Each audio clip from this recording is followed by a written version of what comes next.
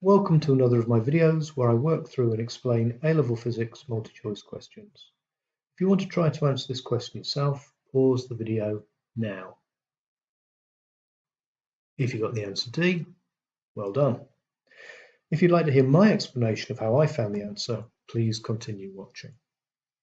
A particle of mass m is oscillating with simple harmonic motion. The period of the oscillation is t and the amplitude is a. What is the maximum kinetic energy of the particle? Well, the maximum kinetic energy is going to occur when we have a maximum velocity. And if I look on my data sheet, there's a nice equation that will get us started to try and answer this equation. And that is that the maximum velocity for any system is equal to the angular velocity multiplied by the amplitude. Well, the angular velocity is the number of radians per second. So the angular velocity is equal to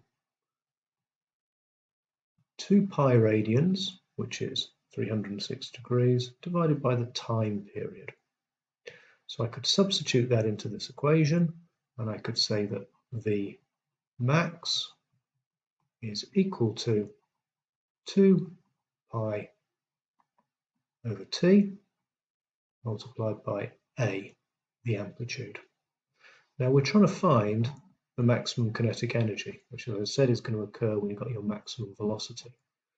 So if I now look at the equation for kinetic energy, which is a half multiplied by mass multiplied by velocity squared, if I substitute this value in for the maximum velocity, I'll get the maximum kinetic energy.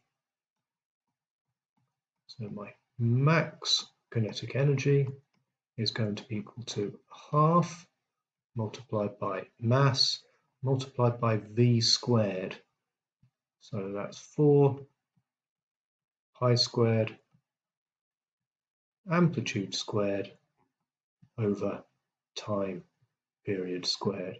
A bit of simplification on the right hand side will give me 2 pi squared m a squared all over t squared, which is given by answer D.